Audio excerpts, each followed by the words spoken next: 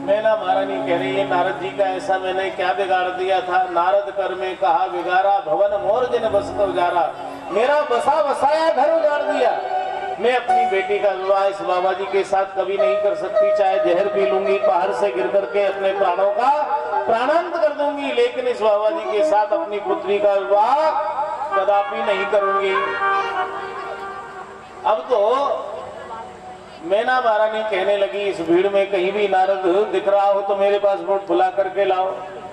एक बच्चे को बुलाया, बेटा तू नारद को जानता है कि नहीं? माता जी मैंने कभी नहीं देखा नारद जी को।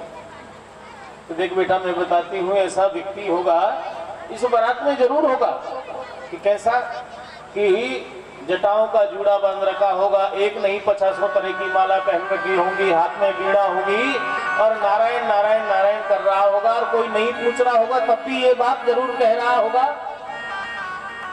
ये बात जरूर कह रहा होगा कि ये संबंध मैंने ही कराया है।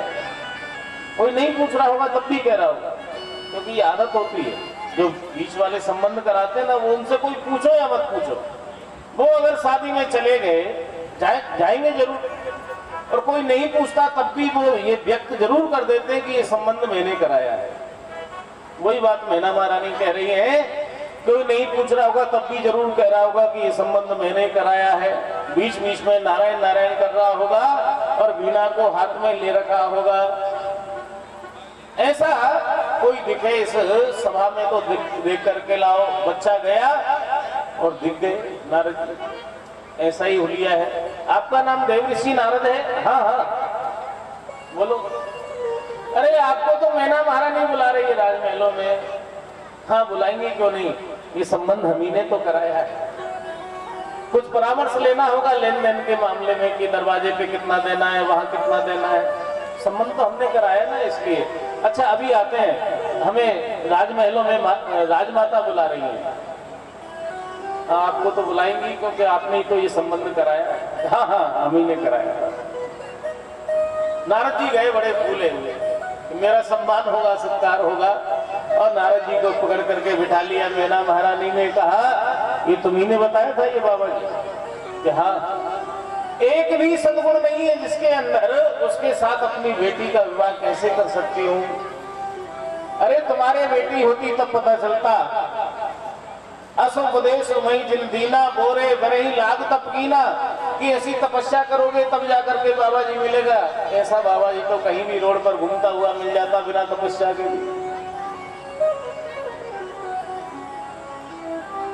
अरे आपके घर होता, बेटी होती और फिर इस बाबा जी को ब्याहते तब पता चलता। जाके पगना फटी विवाई वे का जाने पीर पराई। तुम्हारे तो बेटी है नहीं, दूसरे की बेटी कहीं भी किसी भी बाबा जी के साथ ब्याह जाए कोई फर्क नहीं पड़ता आपको तो। पर घर घालक लाज न धीरा, बांझ के जान प्रसव के पीड़ा। बांझ क्या समझेगी प्रसव की पीड़ा क्या होती है? मैं जानती हूँ मेरी पुत्री है, मैं कभी इसके साथ विवाह नहीं कर सकती इस बाबा के साथ। एक भी सद्गुण नहीं है। नारद जी कहने लगे देख माँ, यदि आपकी सारी बात हो गई हो तो मैं कुछ बोलूं कि तुम बोलने लायक रहे ही कहाँ हो जो बोलोगे? क्या बोलोगे? कि माँ कुछ कहना चाहता हूं। तो अब नारद जी कहने लगे कि हाँ बोलो क्या कहना चाहते हो, क्या सफाई देना चाहते हो? तो नारद जी ने बहुत सुंदर बात कही।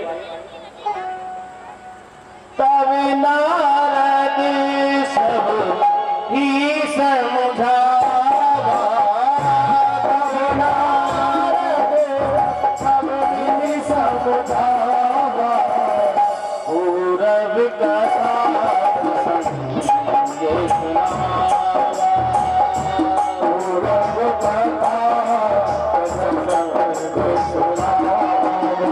मेरा सत सुन मन वाणी जगदम्बा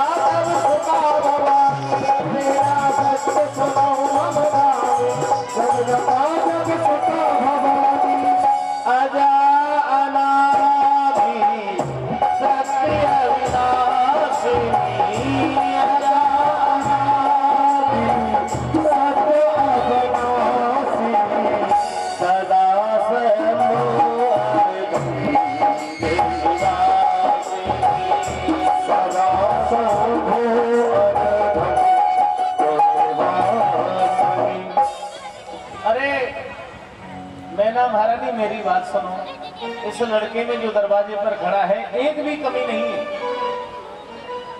कि एक भी सद्गुण बता दो मैं मान जाऊंगी कि देखो।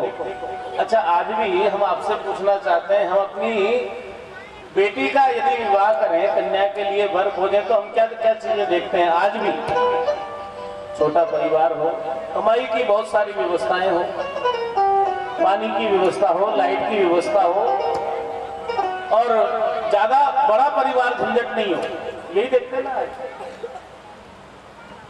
तो नारद जी कह रहे हैं कि देखो, न सास का झंझट, न ननद का झंझट, न चाचा न ताऊ, न देवर न जेठ, ससुर भी नहीं है, सासू जी भी नहीं है, अकेला ही लड़का है, आगे पीछे ऊपर नीचे और कोई नहीं। और कमाई की व्यवस्था, दो फैक्ट्रियों का अकेला मालिक है, 2 फैक्ट्रियां लड़के के, एक तो आइस फैक्ट्री जो खुद चलाता है, और एक पाउडर फैक्ट्री है, उसका तो इतना बड़ा विस्तार है कि हर गांव में, हर शहर में, देश में, विदेश में, सब जगह इसकी ब्रांचें हैं, वहां इसके एजेंट लोग काम करते हैं। पाउडर फैक्ट्री, आइस यानी बर्फ, बर्फ कहाँ बनती है? बर्फ की फैक्ट्री में तो बर्फ बनेगी। कहाँ बैठे हैं भगवान भोलेनाथ? कैलाश पर बर्फ बन रही है, बन रही ना बर्फ, तो आइस की फैक्ट्री हो गई। तो आइस की फैक्ट्री पर तो लड़का खुद बैठता है, एक फैक्ट्री हो गई। और पाउडर फैक्ट्री तो हर गली मोहल्ले, हर गांव में, हर शहर में, देश में भी विदेश में भी जितने भी शमशान हैं, रोज पाउडर बन रहा है। और भूत भावन शमशान वासी भगवान, उसके ओनर कौन है?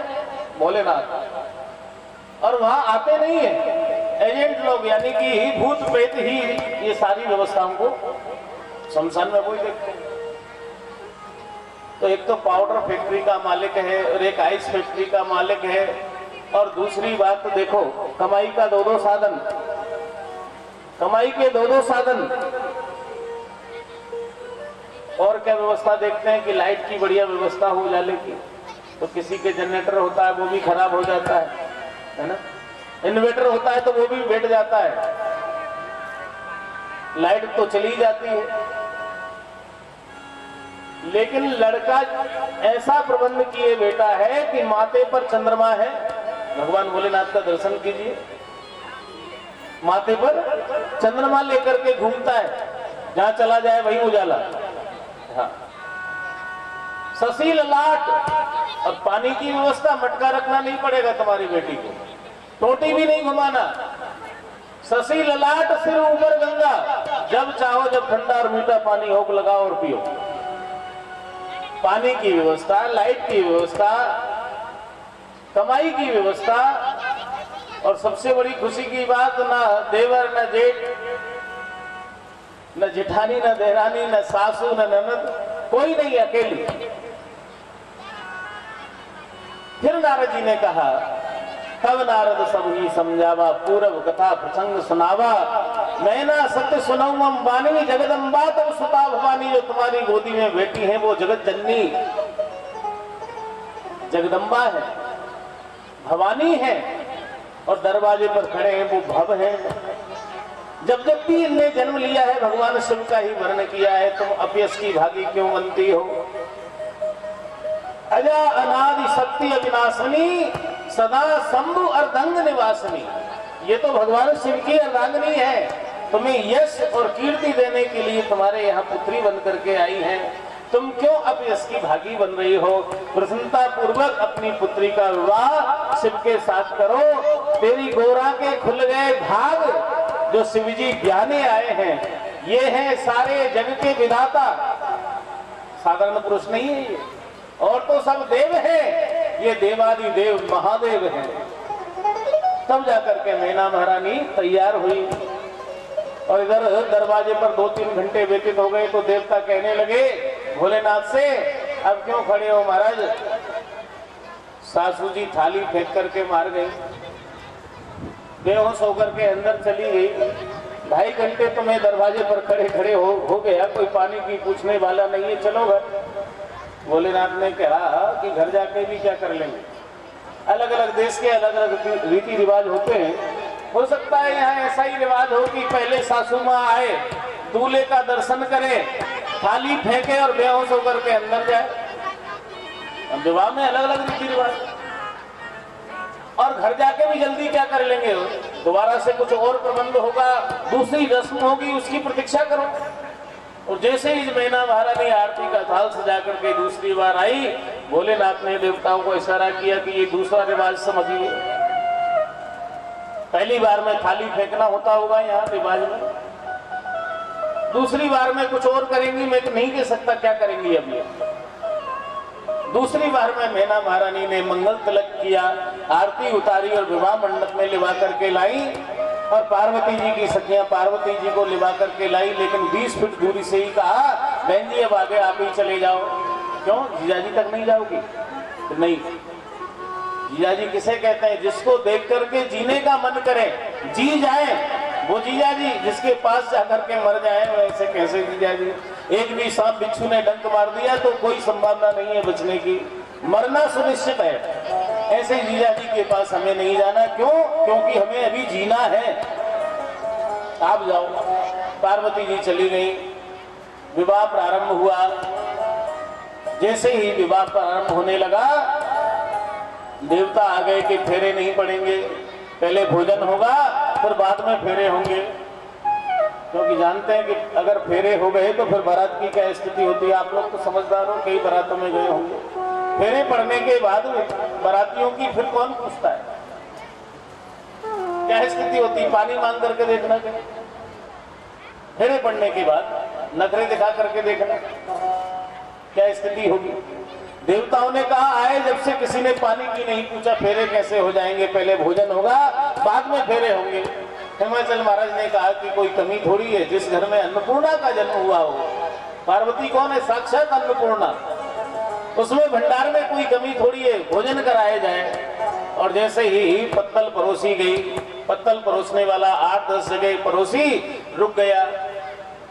अरे जो प्रबंधक महोदय थे ना, वो कहने लगे जल्दी जल्दी परोसो भैया, अगर इस तरीके से पत्तल परोसोगे तो 3 दिन तक पत्तल ही परोसते रहोगे, बाकी की सामग्री का क्या होगा, जल्दी करो। कि एक बात बताओ, पत्तल परोसने वाला कहने लगा प्रबंधक से कि मुंह नहीं है, बराती है। को मुखहीन विपुल मुक्ताऊ, बराती कैसे कैसे है? को मुखहीन, किसी के मुख ही नहीं है।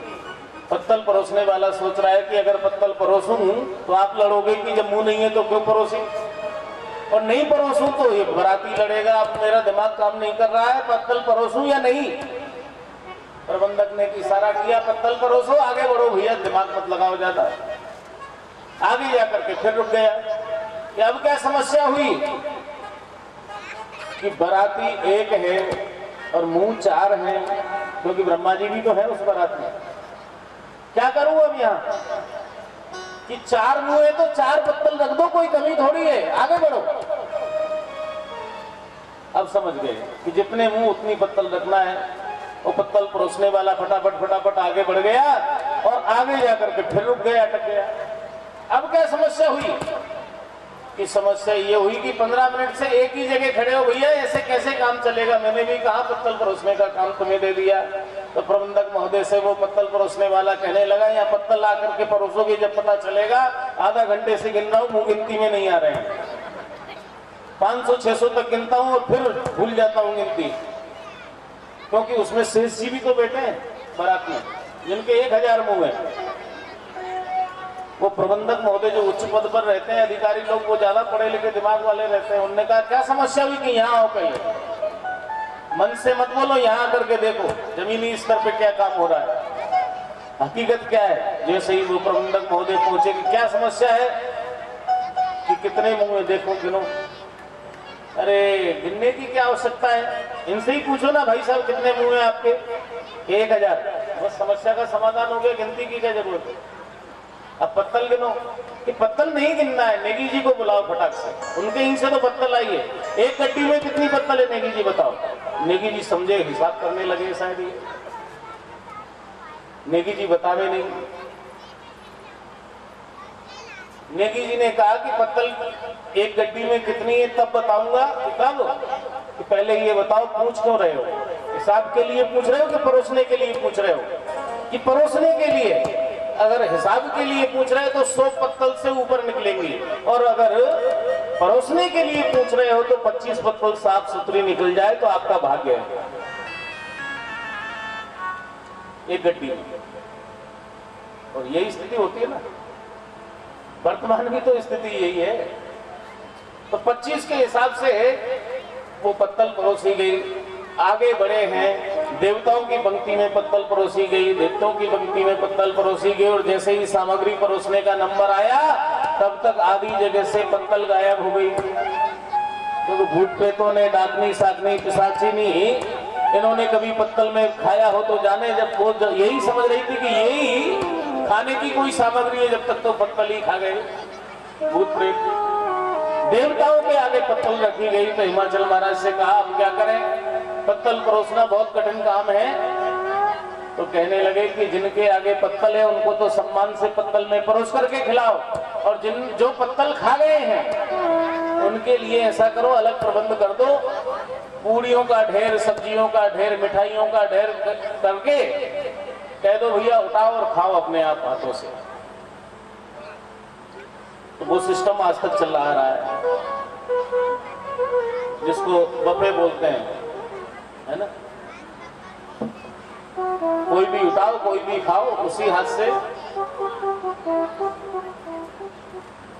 उसी में टेंट वाले भाई साहब आ गए, उसी में बैंड वाले भाई साहब आ गए, उसी में रेंट वाले बाबूजी भी पा गए, उसी में सर्वेंट भी पा गए, और उसी में हस्बैंड भी पा गए, उसी में वाइफ भी पा गई, और सब पा करके, और फिर ग्राम सुगर जो होते हैं, समझ गए कौन? ग्राम सिंह।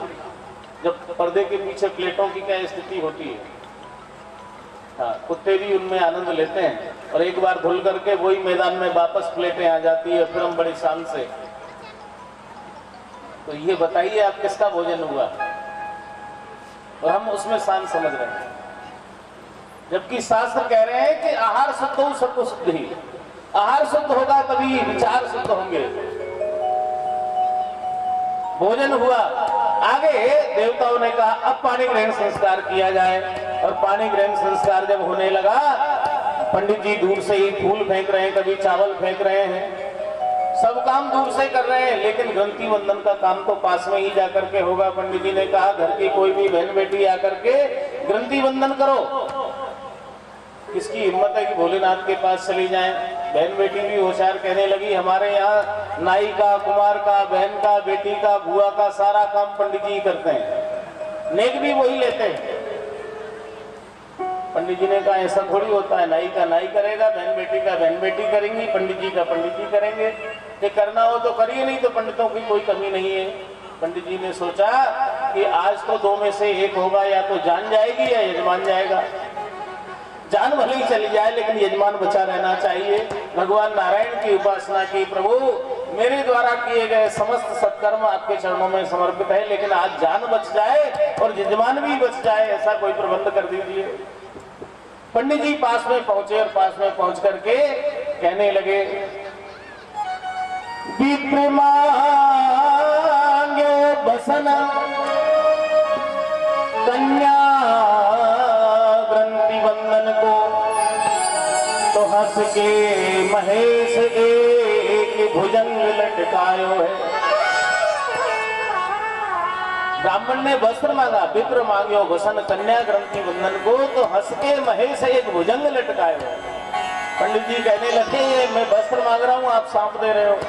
अरे महाराज ये सर्प से ही ग्रंथि बंधन कर दो, पार्वती जी की ओढ़नी से, और भगवान भोलेनाथ के सर्प की पूंछ से ग्रंथि बंधन किया। गणाधिपम नमस्कृत्य उमा लक्ष्मी महेश्वरी दंपत्यो रक्षणार्थाय पट ग्रंथिं करोम्यहम्। मांग्यो नेग कन्या ग्रंथि बंधन को, तो हंस के महेश एक बिच्छू टपकायो। कुंडल 250 ग्राम का कुंडल, पहाड़ी बिच्छू जैसे ही पंडित जी की गोद में गिरा कि नेक जोग मांगे वो तो भूल गए पाने जू, और पाए पर जान बख्शायो है। महाराज ये विवाह में मुफ्त में पढ़ा दूंगा और जो 2-4 रुपए जेब में वो भी आपको भेंट कर दूंगा, बस जान बख्श दो। एक छदाम नहीं मांगूंगा इस फेरे की दक्षिणा, विवाह की दक्षिणा जो है वो भी दे दूंगा, लेकिन मुझे बख्श दो, मेरी जान बख्श दो। मंगल में पानी ग्रहण संस्कार हुआ और वेद मंत्र मुनि बरे उच्चरहि,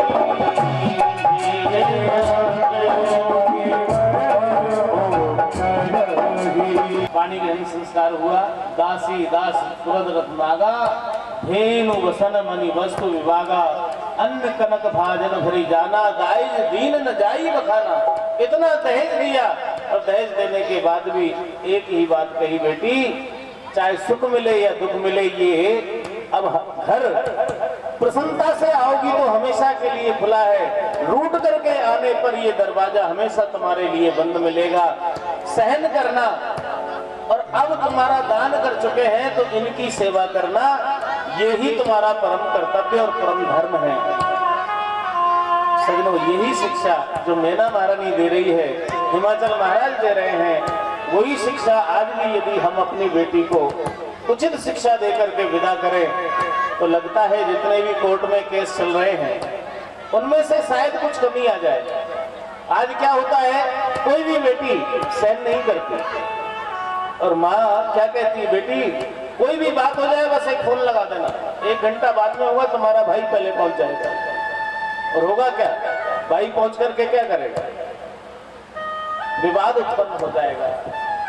करोड़ों रुपए लगा करके उत्साह पूर्वक जो हमने विवाह किया उस विवाह में विघ्न हो जाएगा। और फिर भैया, आप बेटी के जीवन में आनंद चाहते हो, लेकिन आनंद की जगह दुख उत्पन्न हो जाएगा। इसलिए जहां तक संभव हो अपनी पुत्री को उचित शिक्षा देना और कहना कि जहां भाई को छोड़ करके जा रही हो, छोटे भाई को, तो वहां तुम्हें एक भाई मिलेगा जो तुम्हारा देवर होगा।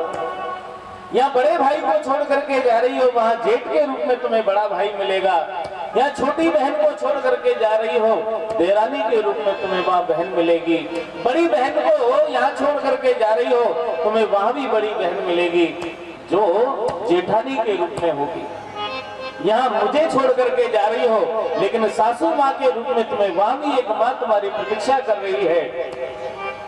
तो यहाँ पिता को छोड़ करके जा रही हो तो वहां भी तुम्हारे ससुर धर्म के पिता तुम्हारी प्रतीक्षा कर रहे हैं। सजनों, ऐसा अगर उपदेश दे करके अगर भेजते हैं, हम बेटी को विदा करते हैं, तो वो सहन करना सीख जाएगी। काय वचन मन पति पद प्रेमा, कभी शिकायत नहीं की पिताजी से। चित्रकूट में मिले तब भी कह सकती थी कि पिताजी मुझे जीवन में कष्ट आ रहा है, लेकिन नहीं कहा। तो इन धर्म ग्रंथों से हमें शिक्षा लेना चाहिए। तो आइए सजनों, अब पानी ग्रहण संस्कार हो रहा है, तो हमारे मुख्य यजमान और इसके बाद सभी लोग जिनका भाव है वो भगवान भोलेनाथ और पार्वती जी का पूजन करेंगे। ले दुलारी मेरा कहना, इस भांति रहना जाके ससुराल में। दुलारी मेरा कहना, इस भांति रहना जाके ससुराल में।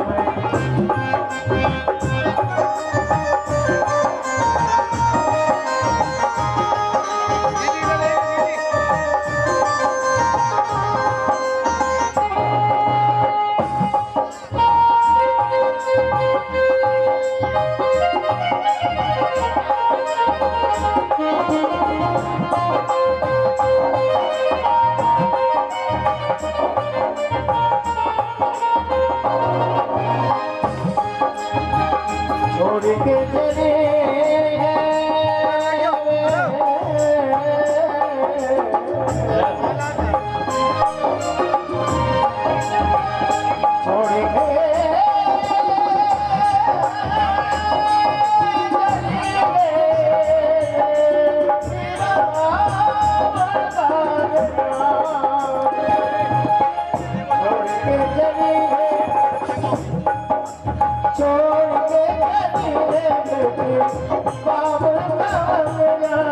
छोड़ के चली है बेटी काबुल का घोड़ा, छोड़ के चली है बेटी काबुल का घोड़ा, छोड़ के चली है बेटी काबुल का घोड़ा, सबकी सहेली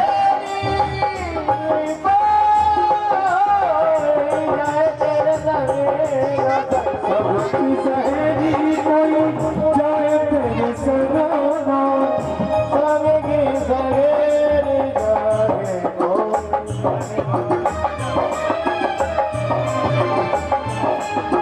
सबकी सहेली जाए तेरे सगाना, सबकी सहेली कोई जाए तेरे सगाना, अपने घर की आने अपना बेटी स्वाभिमान, अपने घर की आने वाला अपना बेटी स्वाभिमान, मेरे दादे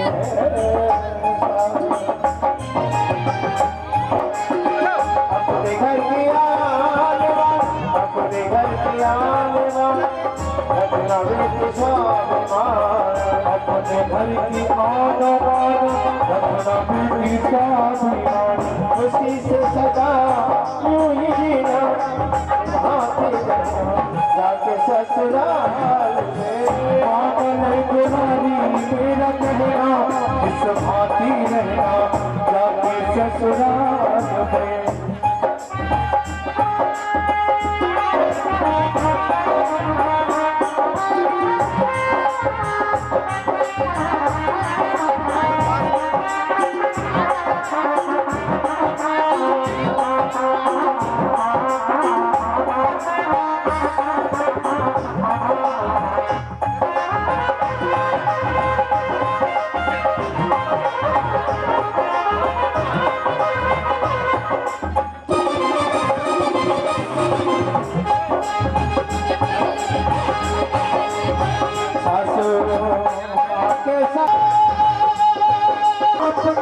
सासू जी को मानो, पिता के समान अपने ससुर जी को जानना, पिता के समान अपने ससुर को मानना, पिता के समान अपने ससुर जी को जानना, पिता के समान अपने ससुर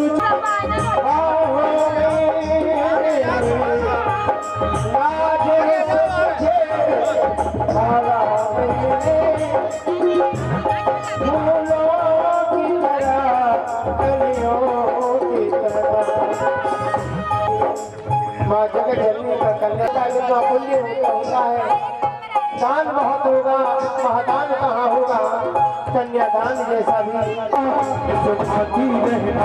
जाके ससुराल में।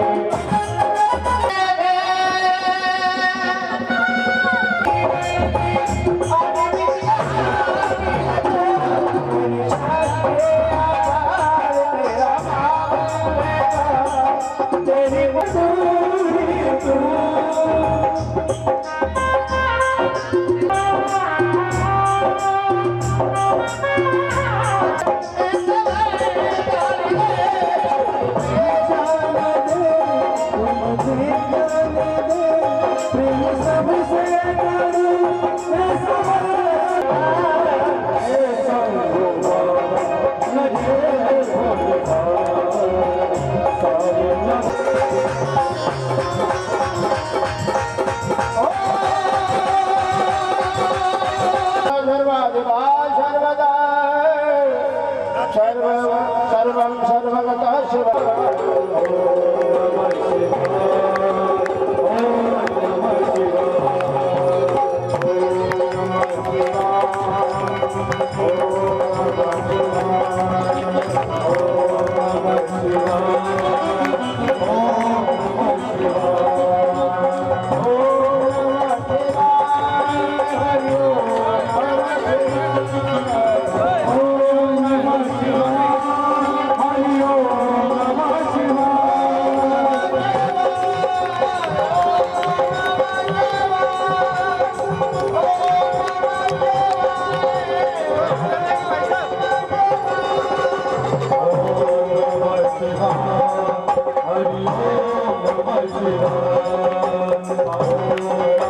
शिवाय, हरि ओम नमः शिवाय।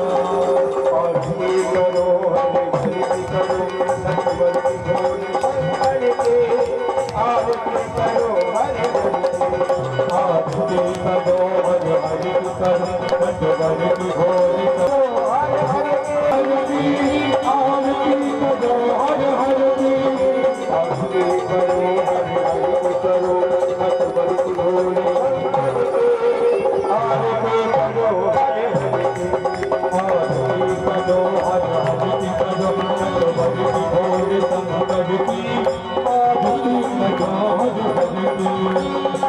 ससुके अजला मुकुट सवारे मुकुट सवारे सर्वे ससिका मुकुट सवारे सर्वे ससिका मुकुट सवारे बालों में पर को